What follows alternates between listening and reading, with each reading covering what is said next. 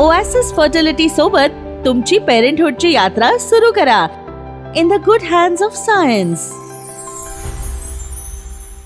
ठाणे ते बोरिवली असो या बोरिवली ते ठाणे या दरम्यान जो घोडबंदर पट्ट्यामध्ये जो पद्धतीने कामं सुरू आहेत त्या ठिकाणी अनेक ठिकाणी खड्डे पडले तर काही ठिकाणी कामं अर्धवट असल्यामुळे वाहतूक कोंडीचा सामना जे ते घोडबंदर वासियांना करावा लागतो। त्यामुळे अनेक लोक जे ते तासनतास या ठिकाणाहून रेल्वे स्टेशनकडे जाण्यासाठी मोठा वेळ लागतो, विलंब लागतो। त्या अनुषंगाने पाहायला गेलं तर ठाणे महानगरपालिका असेल, PW असेल, MMRD असेल, MSRD असेल या प्रशासनाच्या वतीने गणेश उत्सवाच्या पूर्वी अनेक रस्त्याची कामं जी आहेत ते लवकरात लवकर मार्गी लागावं असं उपमुख्यमंत्री एकनाथ शिंदे यांनी सांगितले होते, निर्देश दिले होते। त्यानंतर पाहायला गेलं तर रात्री देखील एक बैठक झाली, वाहतूक विभाग असेल या प्रशासनासोबत जिल्हाधिकाऱ्यांसोबत एक मोठी बैठक झाली। त्या बैठकीमध्ये रात्री जे अवजड वाहनं आहे ते 12 नंतरच सोडावी असा निर्देश उपमुख्यमंत्री एकनाथ शिंदे यांनी दिल्यानंतर मात्र आता कुठेतरी वाहतूक कोंडी दूर होणार का याचा प्रश्न आता मुळात भेडसावत आहे। काल देखील मनसेच्या वतीने वाहतूक विभागाच्या कार्यालयामध्ये थेट धडक देत या ठिकाणी अनेक जे आहे ते तक्रारी जे ते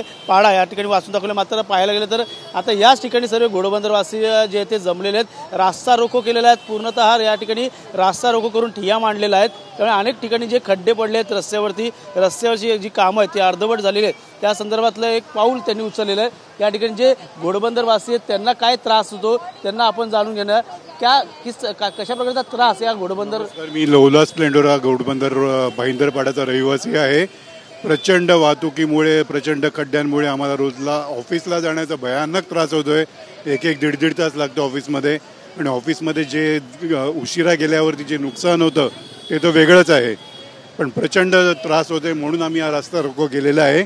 तर आम्हाला सरकारने याच्याबद्दल समर्थन करावं ही माझी विनंती।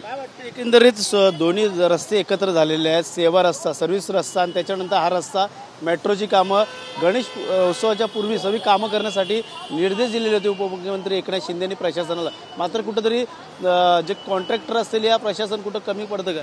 कॉन्ट्रॅक्टरचं तर काही विचारूच नका, त्या लोकांनी एवढं भेसळयुक्त काम केलेलं आहे का हा जो घाट रस्ता जो केला आहे 2 महिन्यापूर्वी त्या रस्त्याची आज अवस्था बघा, इतकी खराब झाली आहे की म्हणजे मोठी वाहनं तर पुढे जाऊ शकतच नाहीत।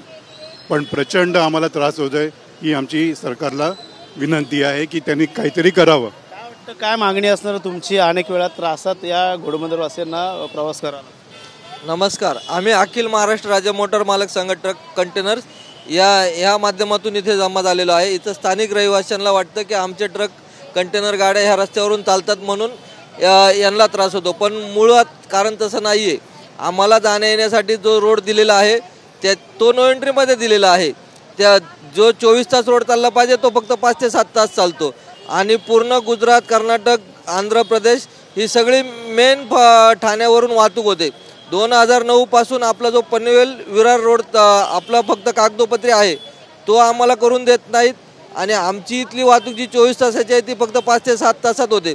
ती 5 ते 7 तासात ती पूर्ण होऊ शकत नाही, आणि त्याच्यामुळे रोड जाम होतो, स्थानिक रहिवाशांना त्रास होतो, आणि स्थानिक रहिवाशांना वाटतं की हेवी व्हेकल्सवाल्यांमुळे आम्हाला त्रास आहे।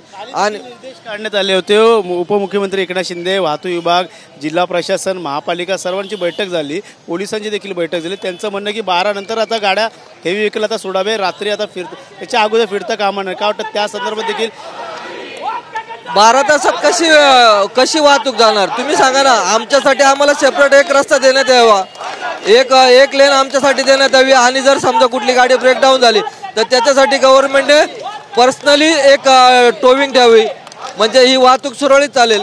गव्हर्नमेंट याच्यावर लक्ष देत नाही, आमची फार त्रास आहे तो गव्हर्नमेंटने बघण्यात यावा। या ठिकाणी जे ठिय्या मांडलं होतं त्यांच्याकडनं विचार करणार आहे। का वाटतं सरकारला अशा प्रकारे तुम्ही कोंडीत पकडल्यावर तुमची कोंडी सुटेल का? वाहतूक कोंडीत पर्यायच काय नाही आता, एवढे हेवी टोल देतो आम्ही, एवढे टॅक्स देतो, तरी सुद्धा आम्हाला निघून कक्षाचे रस्ते भेटते आणि लोक मरतात। 2 व्हीलरवाले बिचारे मरतात आणि ते केसेस आमच्या गाडीवरती होतात। आता किती सहन करायचे? आता या ठिकाणी तुम्ही आंदोलन केलं आहे, या वयात देखील तुम्ही आता आंदोलन खड्ड्यामध्ये जे मोठ्या प्रमाणात खड्डे पडले, जे नवीन कॉन्क्रीटचे रोड केलेत ना तिथे जवळजवळ 70-80 फुटाचे क्रॅक्स आहेत।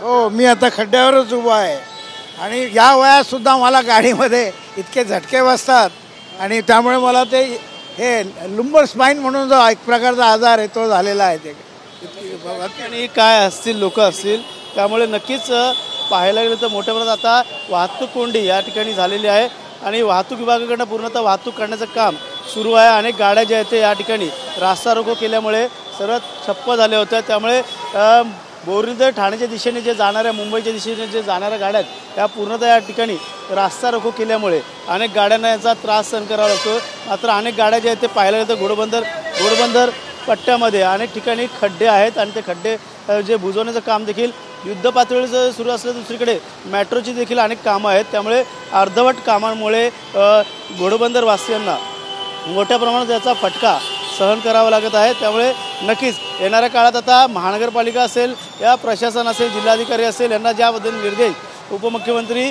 एकनाथ शिंदे यांनी दिले त्या पद्धतीचे निर्देश आता पालन करतील का? लवकरात लवकर आता पाऊस उघडल्यानंतर या ठिकाणचे वाहतूक कोंडी असेल रस्ते असतील या ठिकाणची कामं होणार का हे देखील पाहणं गरजेचं आहे. मात्र अनेक ठिकाणी पाहायला गेलं कामासाठी खडी असतील माती असेल अनेक कॉन्क्रिटीकरणासाठी जे आहेत ते त्या वस्तू या ठिकाणी सर्व पडून आहेत. मात्र पावसामुळे कुठल्या प्रकारचं त्या ठिकाणी कामाची जी गती आहे त्या पद्धतीने होताना पाहायला मिळत नाही. अनेक ठिकाणी कामं आहेत ती पूर्णतः रखडलेली आहेत. पाहिलं तर भाजपचे आमदार संजय केळकर हे देखील आता मुख्यमंत्र्यांना भेटणार आहे आणि त्याच अनुषंगाने पाहायला गेलं तर आता या संदर्भात सेवा रस्ता देखील आणि हा महामार्ग एकत्र असल्यामुळे अनेकांच्या तक्रारी या ठिकाणी पाहायला मिळतात. ओएसिस फर्टिलिटी सोबत तुमची पेरेंटहुडची यात्रा सुरू करा. In the good hands of science.